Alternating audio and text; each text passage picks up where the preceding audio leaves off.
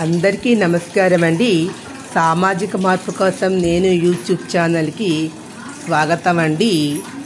చెత్తను తడి చెత్త పొడి చెత్త కింద విడదీసి ఇవ్వండి.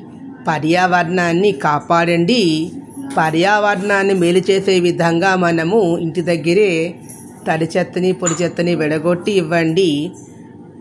అదేవిధంగా తడి చెత్తతోటి మనము ఇంట్లోనే మన మొక్కలకు ఉపయోగపడే విధంగా మన ఎరువులు తయారు చేసుకుని మన ఇంట్లో మొక్కలకి వేసుకుంటే మన మొక్కలు బాగా పూస్తాయండి.